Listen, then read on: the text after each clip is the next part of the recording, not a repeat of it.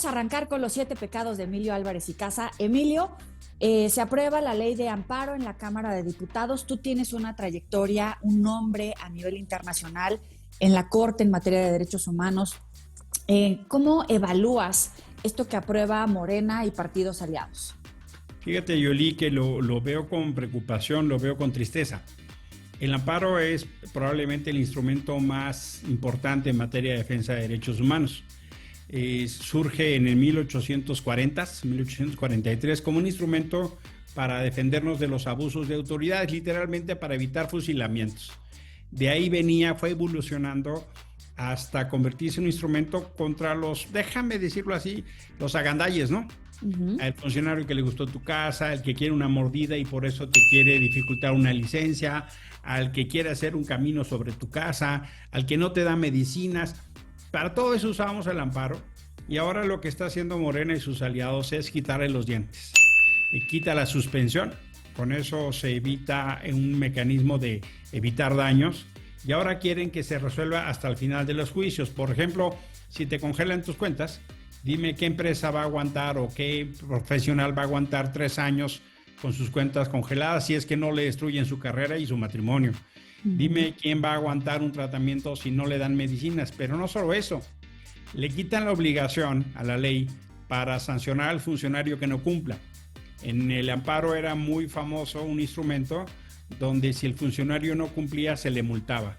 Ahora puede darse el caso que el funcionario obligado a cumplir una sentencia diga, pues no tengo manera. Entonces le están quitando los dientes y le están quitando las medidas de apremio al amparo. Y con eso, ¿qué mensaje mandan? Que solo la voluntad del gobierno cuenta. Aquellos que defendían como oposición los derechos humanos, hoy quieren un gobierno sin límites, quieren un gobierno agandalla y para eso nuevamente debilitan el amparo. Tú no eres de los que se asusta fácilmente en la Corte Interamericana con el contexto de lo que sucede en América Latina, para empezar, en algunos países como Venezuela, como Cuba, Nicaragua u otros ejemplos como Argentina, como Ecuador, Bolivia. ¿Hacia dónde está virando México con esta ley de amparo, con la elección al Poder Judicial, con el uso de acordeones, con la Corte ahora como está configurada y evidentemente de cara a la reforma electoral? Fíjate que si tú revisas, lo que está pasando en México es que tenemos un gobierno de pensamiento fascista y no lo digo de manera exagerada. Estamos en la ruta, un sendero muy autoritario. Tienes el golpe al Poder Judicial, el control, tienes la militarización de México, ahora incluso salpicada de corrupción. Tienes mayorías espurias en el Congreso porque el pueblo de México no les dio esos votos y sin embargo se apropiaron de esos escaños. Tienes la limitación del amparo, tienes incluso el impedimento para cuestionar reformas constitucionales porque han disminuido sus instrumentos. Tienes ahora nuevamente un mensaje donde no hay límite al poder cuando debilitan el amparo. Tienes el ataque a la libertad de expresión. Yo tengo una lista de más de 48 periodistas sancionados o que han perdido espacios. Tienes el ataque a los órganos autónomos, tienes el ataque a la transparencia. Ahora los contratos son por adjudicación directa y tenemos una nueva generación de ricos. El mejor negocio es ser amigo de los hijos de López Obrador o tener una licitación directa en alguno de los gobiernos federales o locales de Morena. Tienes un fenómeno muy dramático de limitar los contrapesos. Cuando digo pensamiento fascista se refiere justamente a atacar a todo lo que no es parte del proyecto de gobierno, sea oposición política o social. No hay un entorno de pluralidad, no hay un entorno de respeto a libertades, derechos y diferencias. Y eso lo que quiere decir es que de manera más apresurada en lo que fue Venezuela, México está caminando en una ruta donde un proyecto político se apropia de todos los espacios.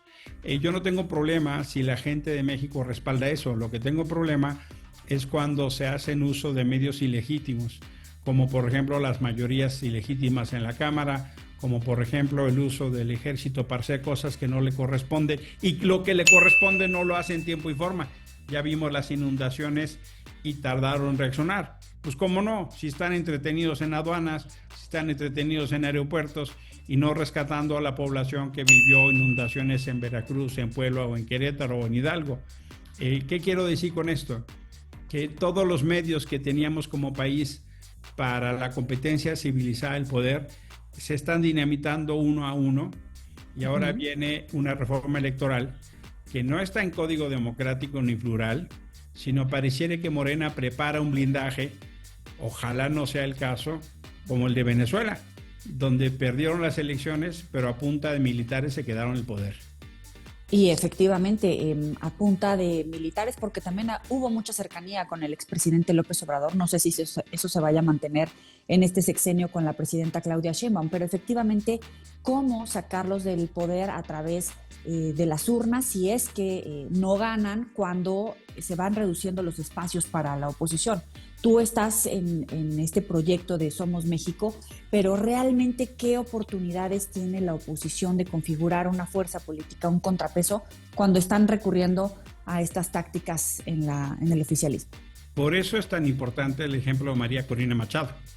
Por eso le incomodó tanto a Claudia Sheinbaum, porque de hecho fue un respaldo al gobierno de Maduro. Incluso México es de los pocos países que estuvo presente en la toma del nuevo gobierno, la toma de posesión del nuevo gobierno de Maduro, muy vergonzosamente, porque es un fraude escandaloso. El 70% votó por la oposición, Maduro no mostró una sola acta, y resulta que México decide avalar ese fraude. Pero el premio Nobel a María Corina Machado es eso, es un mensaje de la fuerza, de la dignidad, de la necesidad de la organización de la oposición, de la necesidad de luchar por medios pacíficos, de la necesidad del mensaje de no importa en términos de lo que el aparato tenía, la gente votó. María Corina Machado representa entonces un mensaje de esperanza que ha sido reconocido en el mundo, y que tarde que temprano lo que sí sabemos es que la dictadura en Venezuela va a caer, y por eso le incomodó tanto a Sheinbaum, por eso dijo sin palabras. Pues claro, porque representaba una demoledora carrera de la dignidad, un demoledor testimonio de la necia esperanza de la democracia, y creo que México tiene que verse en ese espejo. No podemos esperarnos los años que se esperó la oposición venezolana. No podemos esperarnos a que acaben de destruir todo como hicieron en Venezuela. Venezuela es un país que tiene más o menos 30 millones de personas. Han salido más de 8 millones, Yoli. Han salido más de 8 millones. No podemos esperar eso. Y por eso creo que el Nobel de María Corina Machado no solo es un mensaje para Venezuela, es un mensaje para todos aquellos que luchamos por la democracia, pero también para México. No esperemos a que suceda lo que ya está sucediendo y retomemos las mejores experiencias. ¿Cuál es la estrategia de cara a las elecciones intermedias y evidentemente a la próxima presidencial dentro de la oposición? ¿Se puede buscar un candidato de unidad o cómo configurar una fuerza política efectiva de contrapeso que realmente a través de las urnas logre quitarle, por ejemplo, el poder a nivel estatal a Morena y aliados? Fíjate que para eso estamos organizando Somos México. Somos México es una nueva fuerza política que busca captar el voto de quienes ya no se sienten representados por PRI, PAN, ni MC, el PRD ya no existe, que ya no se sienten a gusto con quienes otorgaron su voto de confianza a Claudia Sheinbaum, a Morena, y no les gustan los excesos que están viendo. También es una opción que busca captar a ese voto joven que cada elección llega de manera masiva.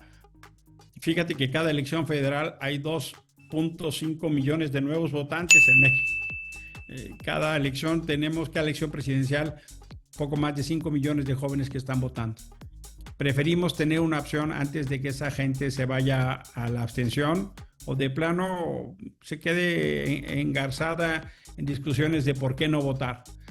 Somos México va a construir una alianza importante de un frente opositor. Vamos a, como empujamos en el 24, que hubiera un proceso de elecciones primarias para que se hiciera una elección que infelizmente las dirigencias de los partidos en el 23 decidieron hacer, y con eso detuvieron la energía de 2.3 millones de personas que nos anotamos para elegir a Xóchitl o a Beatriz Paredes, cualquiera de las dos. Si hubiera habido esa elección, la potencia hubiera sido para arriba y no hubiera quedado duda de una candidatura ciudadana. Esperamos entonces promover para el 30 una gran coalición donde la gente decida de entre los múltiples perfiles de la oposición quién debe representar su abanderado.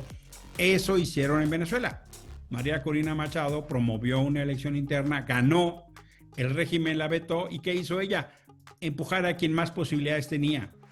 Tenemos que aprender de entender que hay que hacer una gran coalición para sacar a Morena, porque los excesos de corrupción que hoy estamos viendo nos van a dar un fuerte disparador, porque el desgaste de este gobierno, lo puedes ver en cualquier encuesta, la preocupación de cómo desbordan estos nuevos ricos y esta corrupción, pues los va a erosionar muy fuertemente, y para ese momento va a estar Somos México. Oye, pero es que tienen programas sociales.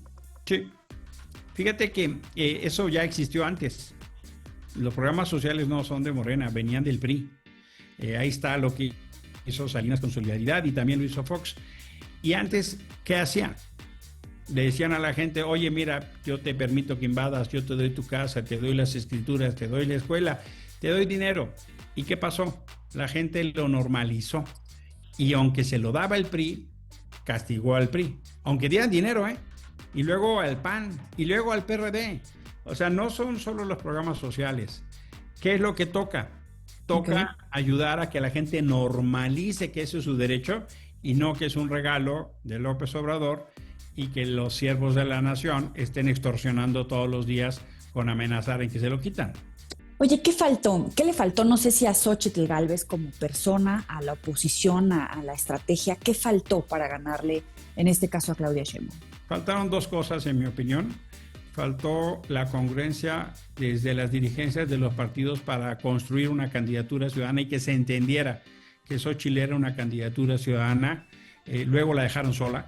La verdad de las cosas es que yo creo que Xóchitl fue abandonada por las dirigencias y eso hizo que esta candidatura no despegara como era la idea. Y la segunda es no entender la magnitud de una elección de Estado. López Obrador se metió todos los días, metieron el aparato todos los días, hicieron recursos de campañas ilegales y no se dio la batalla jurídica y política suficiente, tanto así que ni siquiera se cubrieron todas las casillas. Si se hubieran cubierto todas las casillas, hubiéramos podido mostrar mucho más de las irregularidades.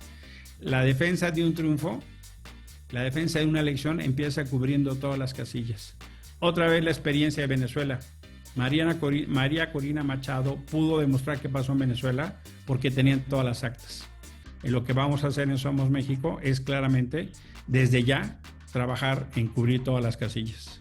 ¿Quiénes son candidatos o candidatas que pudieran aspirar a ir a una primaria, a una interna, como lo mencionas? Mira, yo creo que va a tener que pasar la aduana del 27 y la aduana del 27 poder generar. Y a mí me gustaría un modelo como el de Estados Unidos, donde se anotaran y fueran recorriendo los estados y se fueran haciendo decantes de quién tiene más posibilidad. Argentina tiene un modelo muy interesante que se conoce como las PASO. Eso quiere decir elecciones primarias, abiertas, simultáneas y obligatorias. Ahora que hablamos de reforma electoral, eso debería estar en la ley. Un mismo día, en un mismo horario, y organizado por la autoridad electoral, todos los partidos hacen una elección primaria para ver quién va a la boleta. Es decir, la gente decide quién va a la boleta y no las cúpulas. Si la gente decide, entonces hay mucho más posibilidad de que tengas liderazgos auténticos y no compadrazgos que se pagan favores. El problema es que una parte importante de los partidos políticos en México tiene dueño. Entonces lo que vamos a hacer es promover que la gente elija quién va a la boleta. Dices, ese es el problema de los partidos políticos. ¿Qué hay realmente del poder en México? En Estados Unidos dicen hay un serio problema de narcotráfico, hay un control territorial de bandas delincuenciales, el debilitamiento del Estado en el sexenio de López Obrador, hoy con la estrategia de la presidenta Claudia. ¿Realmente en dónde está el Estado mexicano y cuál es la fuerza, por ejemplo, del dinero del narco que también ha estado imponiendo candidatos? En Estados Unidos están diciendo lo que ya sabemos. Están diciendo de un narcogobierno, están diciendo de un narcopartido. En la Marea Rosa, se hizo un escándalo porque la gente coreaba narcopresidente. Y cuando vimos la dimensión del huachicol fiscal, yo creo que nos quedamos cortos.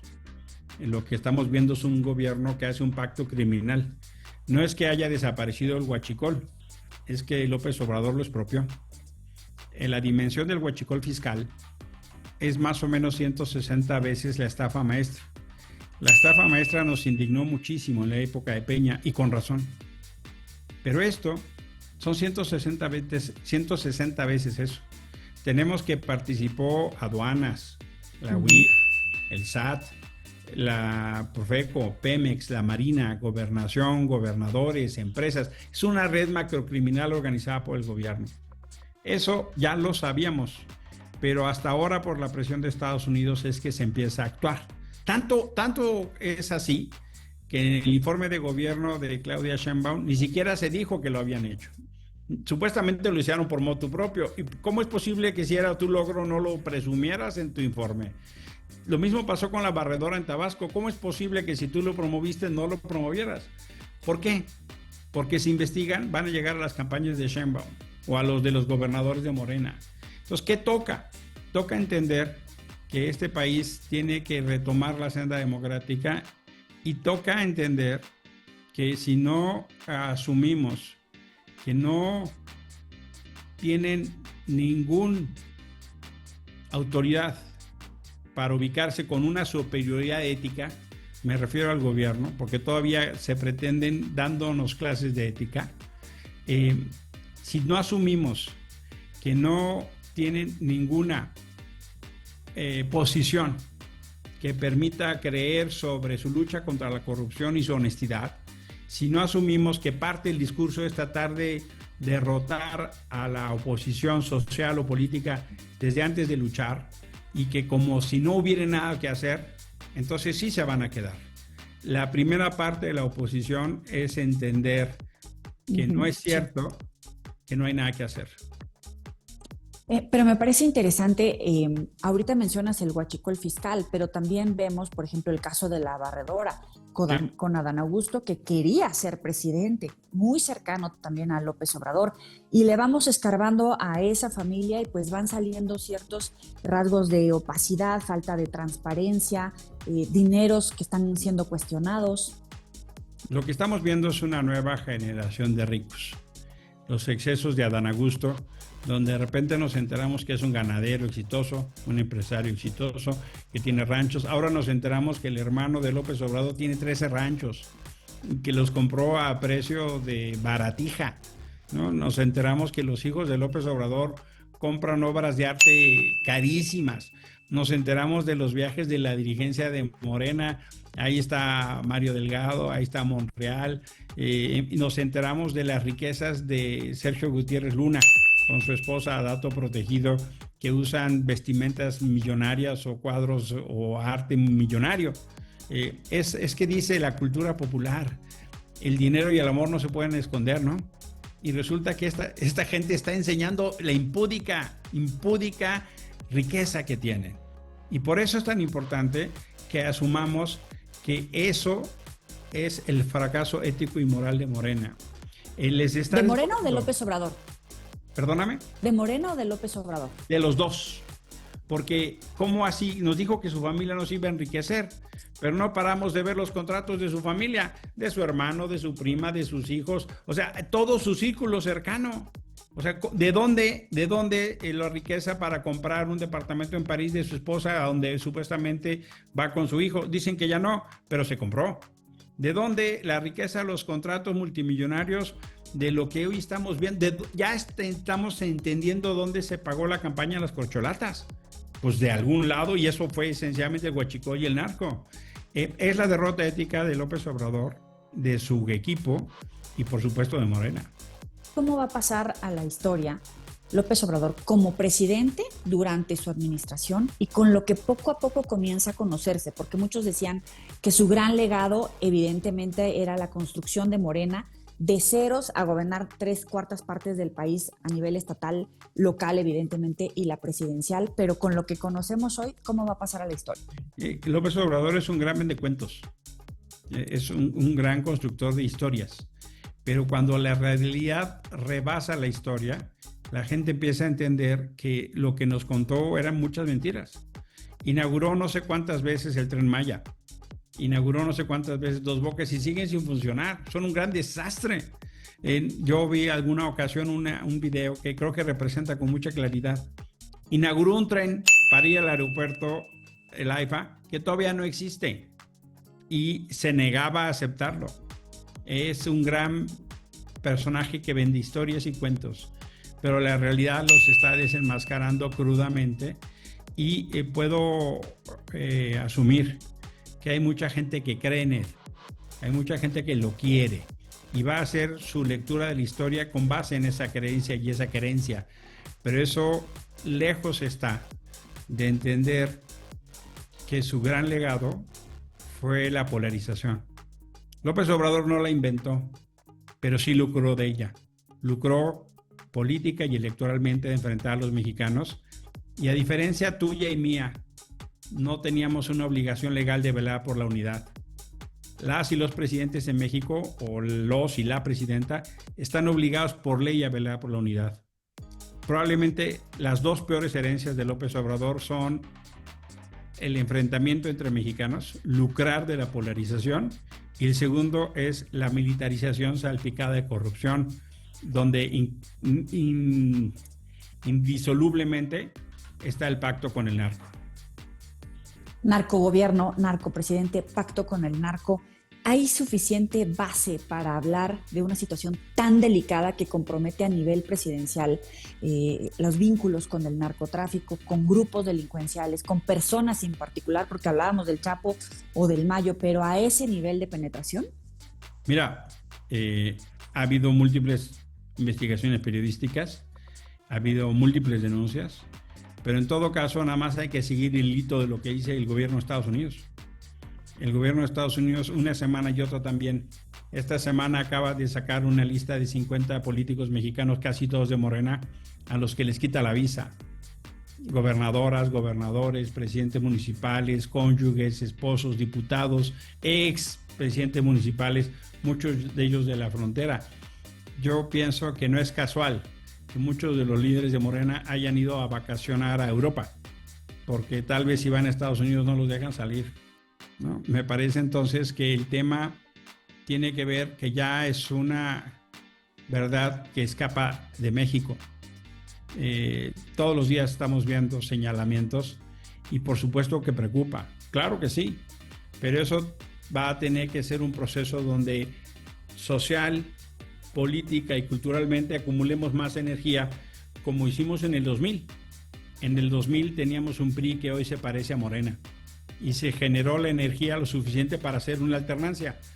Vamos a tener que, y en eso estamos, volver a generar la energía política, social y cultural para superar este régimen.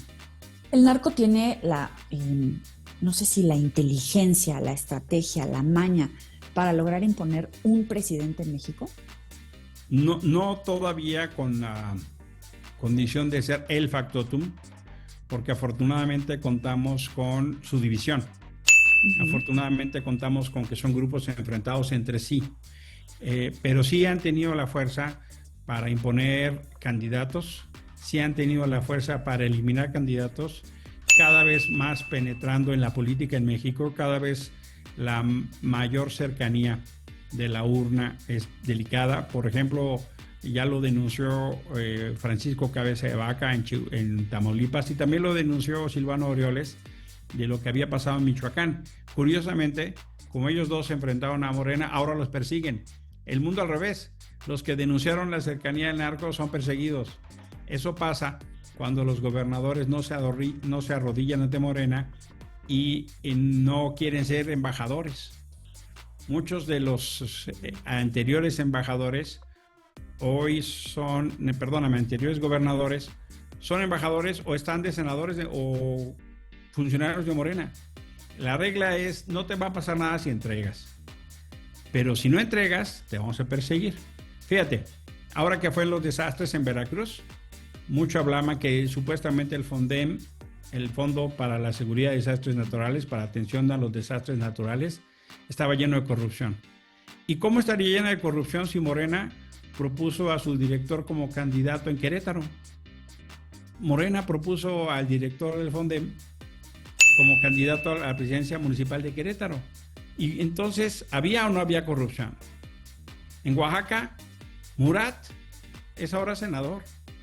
Pero lo mismo pasó en Quintana Roo, y lo mismo pasó en Campeche, y lo mismo pasó en Sinaloa, y lo mismo pasó en Sonora. ¿Había o no había corrupción? No, lo que querían era que entregaran. Y entonces, si entregan y se someten, se perdona. Ese es el pacto de corrupción e impunidad que representa Morena.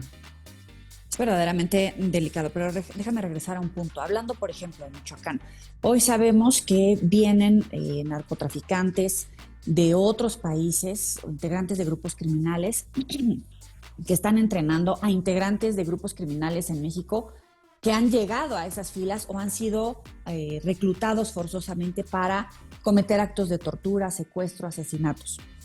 Vemos la instalación de bombas en plantíos, por ejemplo, de limones, operaciones de drones, ataques contra civiles y contra policías. ¿Cuál es la escalada que se está viviendo? Porque solamente estamos hablando de Michoacán, pero a nivel nacional, ¿cuál es la operación de esos grupos que está distorsionando el tejido social y evidentemente elevando la violencia en México? Fíjate, Joely, ese tema es muy importante. Hay que hablar con justicia y reconocer que es un tema que viene de antes del gobierno de López Obrador. La militarización del narco como fuerza desde antes. Por ejemplo, este fenómeno de los descuartizados. Mucho tuvo que ver con incorporar gente que venía de las Fuerzas Armadas de Guatemala, ¿no? Los caiviles, o el armamento.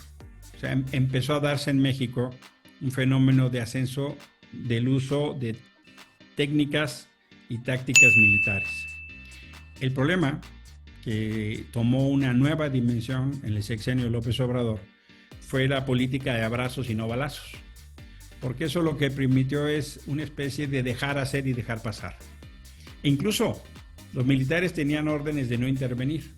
Vimos cualquier cantidad de videos de militares ofendidos, sometidos, mancillados, ridiculizados, al extremo. Y uno decía, ¿para qué quieren el ejército en las calles si el mensaje que van a mandar es que los narcos los dominan? ¿Para qué quieren permiso que el ejército haga labores de seguridad pública si no los van a dejar actuar? Yo claro que quiero un ejército actuando cuando una familia está en riesgo, cuando los narcos amenazan, cuando extorsionan. Claro que quiero que el Estado gane. Lo que hizo López Obrador fue pactar con ellos, no perseguirlos y dejarlos actuar. Y ese fenómeno te explica por qué nos decía, oiga, no le digan Chapo, dígale señor Guzmán. Ese fenómeno explica por qué mejor hablaba con la mamá del Chapo que con las mamás de los desaparecidos. Ese fenómeno te explica por qué dejó ir a Ovidio.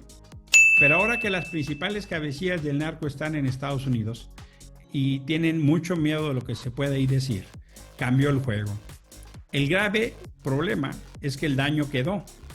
Y ahora una parte muy importante del territorio nacional está justamente en donde los narcos se están extorsionando y te dicen cuándo puedes cosechar, a quién le tienes que comprar y cuándo es el derecho o cuál es el derecho de piso. Vamos a requerir una estrategia como la que hizo la autoridad en Colombia para enfrentar a los narcopolíticos e ir deshilvanando la relación del poder político con el narco. Sí creo que es muy importante ver las experiencias de Colombia en términos de cuando hicieron su constituyente en 91 para enfrentar la narcopolítica.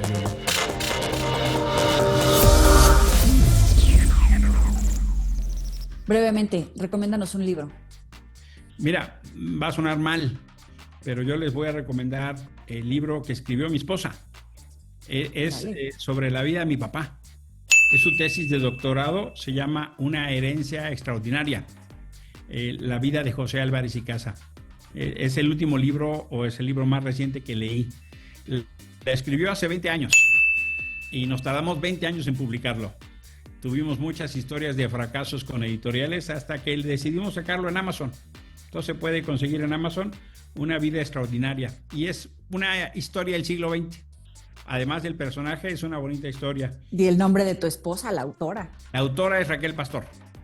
Raquel Pastor, yo puedo decir así, yo soy el esposo de Raquel Pastor.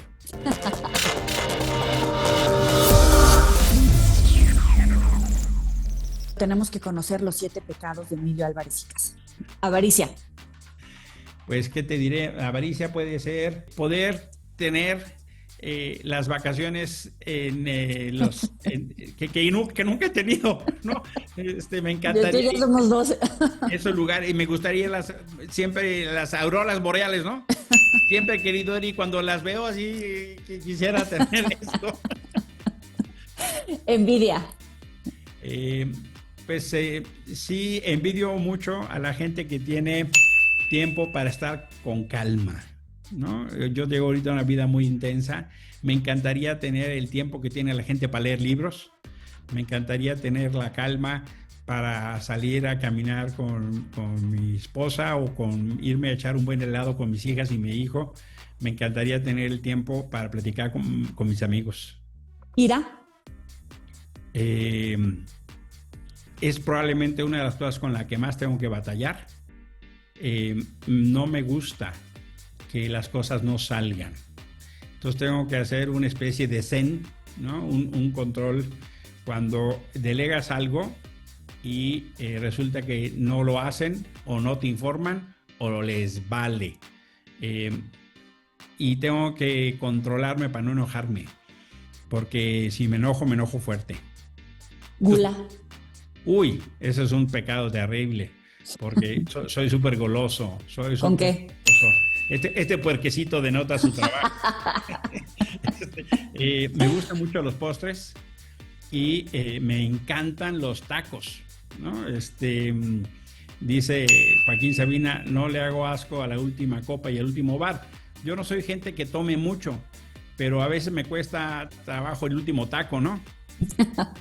Sí, tengo que batallar con no comer de más. Lujuria. Lujuria, pues fíjate que eso es probablemente una de las cosas que más culturalmente repruebo, porque creo que es uno de los disparadores de la violencia contra las mujeres. O sea, ¿Pereza? La pereza, levantarme a caminar. Todos los días trato de levantarme a caminar y, híjoles, cuando suena el despertador, Dios mío, ¿no? Es una batalla. Últimamente lo he logrado mejor, pero debo de reconocer que el despertador y yo tenemos una mala relación. Soberbia. Soberbia, fíjate que yo creo que el problema es hablar más y escuchar menos, ¿no? Yo creo que la soberbia va relacionada con no escuchar. Son los 7 pecados de Emilio Álvarez y Casa. Dale like, suscríbete, comparte. Emilio, muchísimas gracias como siempre. Gracias a ti, siempre una alegría encontrarnos. Igualmente.